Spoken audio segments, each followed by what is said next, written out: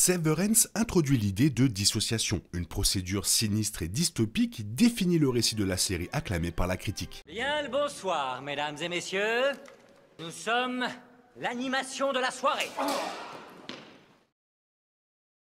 La série combine des éléments de science-fiction, d'horreur et de comédie dans une histoire qui incite les téléspectateurs à chercher des indices dans chaque épisode. Dirigé par Adam Scott, certains membres du casting peuvent jouer deux personnages différents, leur inter et leur exter. Bien que de nombreux mystères restent à résoudre dans la saison 2, le processus de dissociation a été abordé en détail dans la saison 1. L'esthétique minimaliste des bureaux de l'Humaine représentés dans Severance, fin des années 90, cache une technologie futuriste. Bien que l'émission ne précise pas ce que fait réellement l'Humaine, l'ensemble de son modèle commercial est basé sur le processus de fractionnement de la mémoire, connu sous le nom de dissociation. L'entreprise a été créée par Kier Egan, la figure mythique que ceux de l'Humaine doivent vénérer. Alors qu'un nouvel employé rejoint le département de raffinement des macrodonnées, l'émission révèle lentement ce qu'est le processus de départ et pourquoi il est sinistre. La fin de la saison 1 a apporté quelques réponses et a rendu l'Humaine encore plus effrayant avec le recul.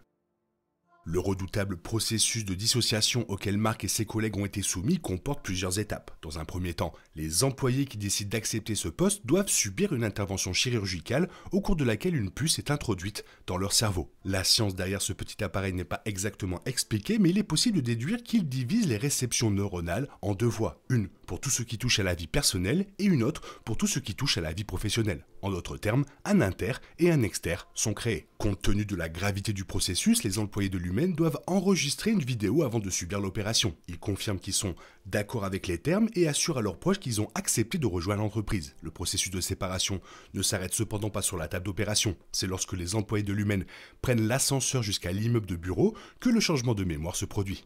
De ce fait, les entrées et sorties des salariés de l'Humaine ne peuvent se faire que de manière échelonnée. De plus, comme révélé plus tard dans la série, les employés de l'Humaine peuvent activer la puce à distance même lorsque les travailleurs ne sont pas dans le bâtiment de l'Humaine. C'est ce qu'on appelle la contingence des heures supplémentaires et c'est inconnu de la plupart des gens. C'est grâce au protocole de contingence des heures supplémentaires que Dylan parvient à réveiller les autres personnages à la fin de la saison 1.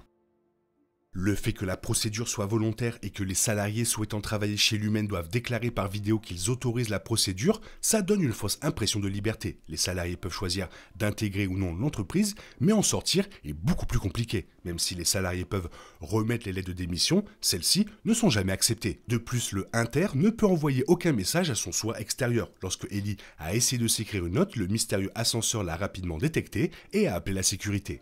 L'automutilation et le suicide sont également des problèmes auxquels l'Humaine est habituée. Ellie a menacé de se couper les doigts si son exter ne démissionnait pas, pour ensuite recevoir une vidéo dans laquelle son exter disait qu'elle ne le ferait pas. Ellie a ensuite tenté de se suicider mais a été sauvée par ses collègues. Pour l'Humaine et même pour certains exclus, les internes ne sont fondamentalement pas de vraies personnes et n'ont aucun droit. Il est également effrayant de penser que, pour les nouveaux venus, quitter l'entreprise signifierait essentiellement la mort.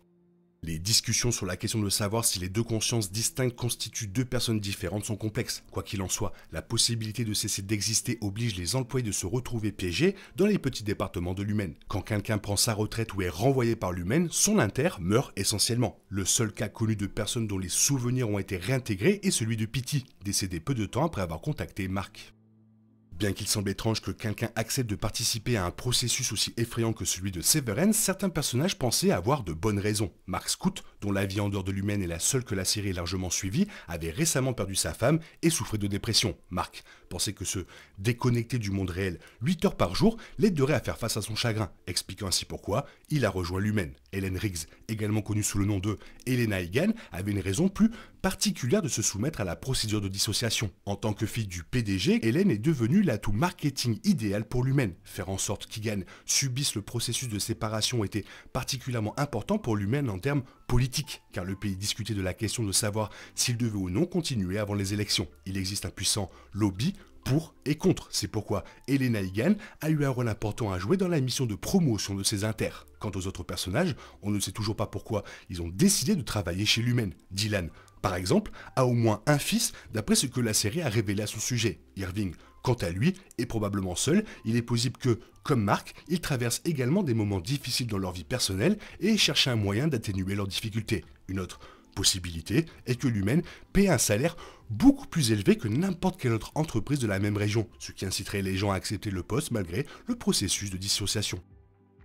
Les points mentionnés plus tôt montrent à quel point la vérité derrière l'humaine est effrayante. Bien que l'ensemble du principe de la série soit basé sur une technologie futuriste, les discussions proposées sont liées à des enjeux réels du monde contemporain. La liberté réelle d'une personne face à un système de travail oppressif, la perte d'individualité en échange de la production et la manière dont les informations personnelles sont traitées par des entreprises sont quelques-uns des éléments communs à Severance et au monde réel. Comme pour les meilleures émissions et films de science-fiction, Severance concerne le présent et non pas l'avenir.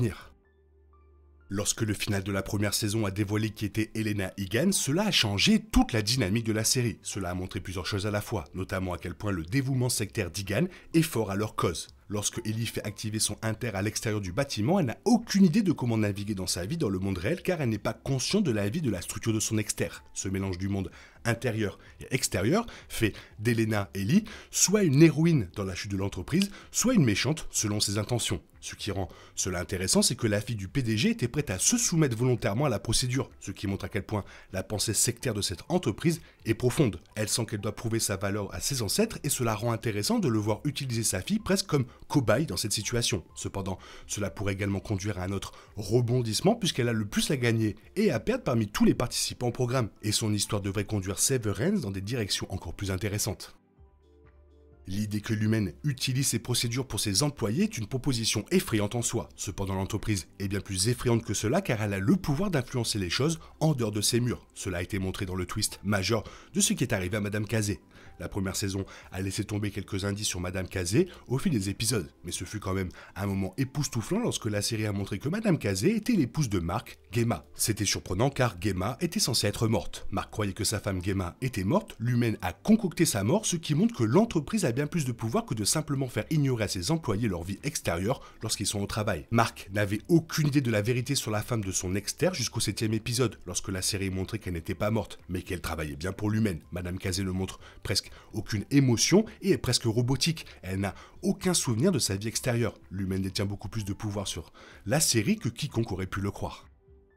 Les créateurs de Severance ont fait appel à un véritable neurochirurgien pour servir de consultant dans la série dans le but de la rendre aussi réaliste que possible. Le Dr Vijay Agarwal a expliqué que son travail consistait à équilibrer ce que les neurosciences savent actuellement sur le cerveau humain et ce qu'elles espèrent découvrir dans le futur. Agarwal a noté que, même si la technologie n'en est pas encore au stade décrit dans Severance, elle n'en est pas non plus trop loin. Le médecin a expliqué comment les neurochirurgiens ont réussi à ajouter des microcathéters dans le cerveau et à les utiliser pour ajuster des éléments tels que des mouvements ou des tremblements. Agarwal a expliqué qu'ils le font en ciblant spécifiquement certaines zones du cerveau avec des impulsions électriques, ce qui n'est pas si différent du principe de Severance. Le chef de la division de la base du crâne et de la neurochirurgie mini-invasive de Montefiore Medical a cité l'exemple de Giuliano Pinto, un patient paraplégique qui a donné le premier coup d'envoi de la Coupe du Monde 2014 à l'aide d'une combinaison robotique contrôlée par son cerveau. Ce cas illustre qu'à l'heure actuelle, la recherche en neurosciences se concentre, par exemple, sur l'aide aux personnes ayant des difficultés de mouvement. Pourtant, selon Agarwal, la société est désormais beaucoup plus proche que jamais de la technologie présentée dans Severance. Incroyable série, incroyable chose, il se passe des trucs, c'est incroyable. Toi, qu'est-ce que tu en penses? Qu'est-ce que tu penses de la dissociation? Fais-le moi savoir dans la zone commentaire, sinon il est temps pour toi de reprendre le cours normal de ta vie. On se retrouve bientôt pour une nouvelle vidéo. Bisous, bisous, bye bye.